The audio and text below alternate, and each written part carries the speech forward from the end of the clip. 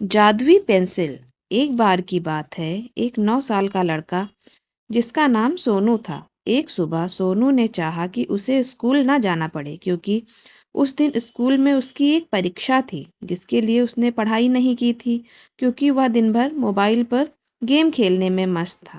Sonu mobile में game खेलने में ही अपना सारा समय बर्बाद करता था। कुछ दिन पहले उसके मम्मी और पापा ने कहा था कि अगर परीक्षा में उसके खराब नंबर आए तो उसे वापस बोर्डिंग स्कूल जाना पड़ेगा।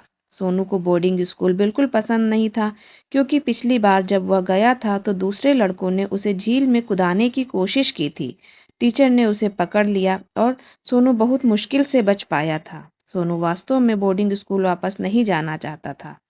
आज जब स्कूल जाने का समय हुआ तो सोनू ने घर पर ही रहने की गुहार लगाई, लेकिन उसकी माँ ने कहा नहीं और उसकी माँ ने उसे स्कूल छोड़ दिया और उसे एक नई पेंसिल दी और उसके टेस्ट के लिए शुभकामनाएं दी। सोनू जैसे ही अपने क्लासरूम में पहुंचा, टीचर ने कहा कि टेस्ट लंच के बाद होगा। दोपहर के समय सोनू ने वास्तव में बहुत कठिन पढ़ाई की, इतनी कठिन कि वह खाना खाना भी भूल गया। दोपहर के भोजन के बाद सोनू वास्तव में भूखा था। वह केवल भोजन के बारे में सोच रहा था। जैसे ही सोनू अपनी मेज पर बैठा, उसने खुद से कहा, काश मेरी पेंसिल मेरे लिए सब कुछ लिख देती और सभी उत्तर सही हो जाते। जब उसका टेस्ट पेपर मिला तो कुछ जादुई हुआ। उसकी पेंसिल ने उसके लिए जवाब लिखना शुरू कर दिया। सोनू चकित था और उसे बहुत राहत मिली। जब सोनू को उसका टेस्ट पेपर वापस मिला तो उसने देखा कि उसने सारा कुछ सही लिखा है। तो उसने हर परीक्षा के लिए अपनी जादुई पेंसिल का इस्तेमाल करना शुरू कर दिया।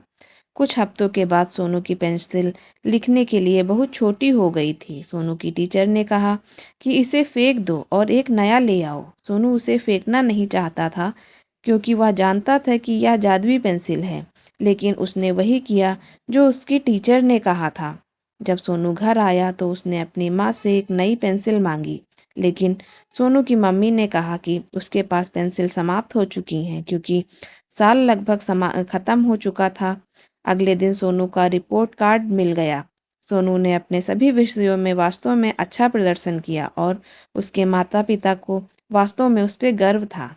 बाद में उस शाम सोनू के पिता ने उसे एक उपहार दिया। सोनू ने उसे खोला और वह एक नया चमकदार पेन था। सोनू को उम्मीद थी कि यह पेन भी एक जादुई पेन होगा। आप सबको यह कहानी कैसी लगी? मुझे कमेंट करके ज़रूर बताइएगा और ऐसे ही रोचक और प्रेरणादायक कहानियों के लिए मेरे चैनल पर बने रहिए। Please like, share and subscribe my channel. Bye bye. Thank you.